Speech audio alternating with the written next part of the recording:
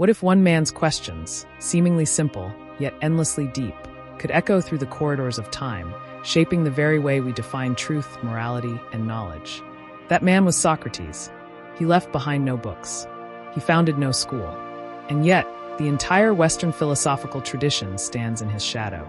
His influence stretches from his direct student, Plato, all the way to existentialist thinkers like Jean-Paul Sartre and modern analytic philosophers such as Ludwig Wittgenstein.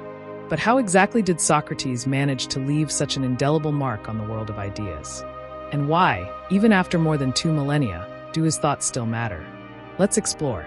Welcome to The Unfolding Journey, a channel where we dive into the big questions, those that have shaped human thought for centuries. Whether you're a philosophy enthusiast or just beginning your journey, we're here to walk with you through history, thought, and reflection. Make sure to subscribe and join us on this unfolding journey through time, ideas, and transformation. Now, let's go back to 5th century BCE Athens, where the story begins. Socrates was unlike any other Athenian of his time. He didn't write treatises or deliver grand lectures. Instead, he engaged people in dialogue, on the street, in the agora, wherever he found someone willing to talk. His weapon was the question. His method, relentless inquiry. Rather than claim knowledge, Socrates professed ignorance. And through this admission, he exposed the contradictions and assumptions in others' beliefs.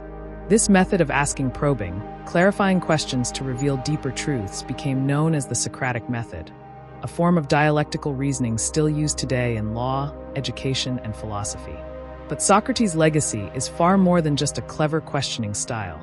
It laid the groundwork for the entire Western philosophical tradition. The first and most obvious bearer of Socrates' legacy was his student Plato. Almost everything we know about Socrates comes from Plato's dialogues: the Apology, the Republic, Crito, Phaedo, and many others. But Plato didn't merely document Socrates. He transformed his mentor's thought into a comprehensive philosophical system. In the Republic, Plato uses Socrates as a mouthpiece to explore the nature of justice, the ideal state, the tripartite soul, and the theory of forms, a metaphysical concept positing the existence of perfect, unchanging ideas beyond our physical world. Plato's influence is so deep that Alfred North Whitehead once remarked, "The safest general characterization of the European philosophical tradition is that it consists of a series of footnotes to Plato."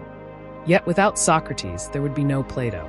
The core Socratic idea, that truth is pursued through reasoned dialogue and ethical reflection, became the philosophical DNA of Plato's work. Plato's student, Aristotle, carried the Socratic torch further. Although more empirical and systematic than his teacher, Aristotle inherited Socrates' devotion to virtue ethics, the idea that living well means developing good character. While Socrates focused on the internal life and the examined soul, Aristotle brought philosophical thinking into practical life, developing ideas about politics, ethics, logic, and science that would shape intellectual thought for centuries. Even Aristotle's Nicomachean Ethics, which defines the good life as the pursuit of eudaimonia, human flourishing, echoes Socratic themes, virtue, purpose, and reflection. Fast forward to the Roman era, and Socratic influence takes on new forms. Stoic philosophers like Epictetus, Seneca, and Marcus Aurelius revered Socrates as the ideal Stoic sage. Why? Because he embodied virtues of self-control, rationality, and indifference to external circumstances. When Socrates faced death, he did not beg or flee. He calmly accepted the hemlock, proving that a good man cannot be harmed, as long as he maintains his virtue. This serenity in the face of suffering became a Stoic ideal. Socrates was not just a philosopher, he was a role model. Even in the Christian tradition, Socratic themes appear. The Socratic emphasis on inner transformation, truth-seeking, and moral integrity aligned with many Christian virtues. Thinkers like St. Augustine were heavily influenced by Platonic and Socratic ideas, seeing in Socrates a kind of pagan precursor to Christian morality. Though Christianity introduced theological dimensions that were foreign to Socrates, the method of examining the soul, seeking virtue, and living truthfully remained central. Jump to the 19th and 20th centuries, and you'll find Socratic influence in perhaps surprising places, particularly in existentialism. Philosophers like Soren Kierkegaard, Friedrich Nietzsche, and Jean-Paul Sartre admired Socrates not for his conclusions, but for his method, his radical commitment to personal truth and authentic living.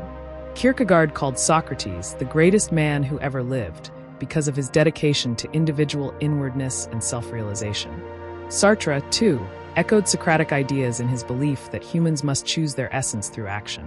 For both men, the examined life was not just desirable, it was essential.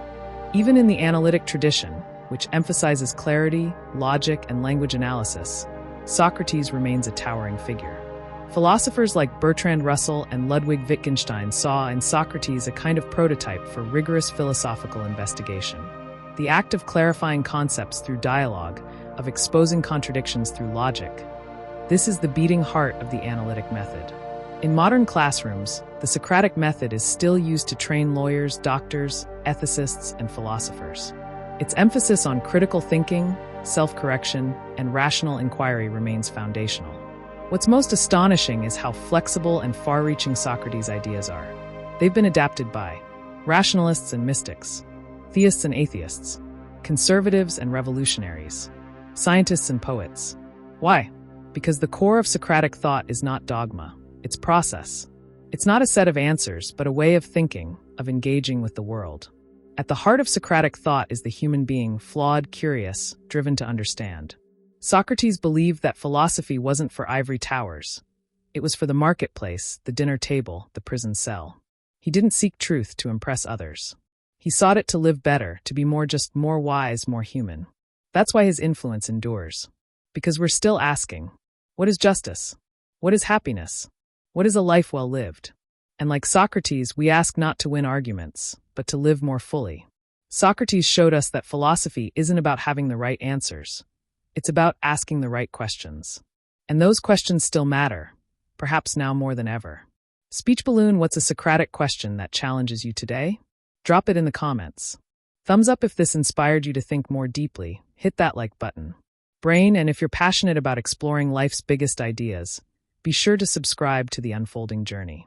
Join us as we continue to explore the people and ideas that have shaped our understanding of the world. Until next time, stay curious, stay humble, and above all, keep questioning.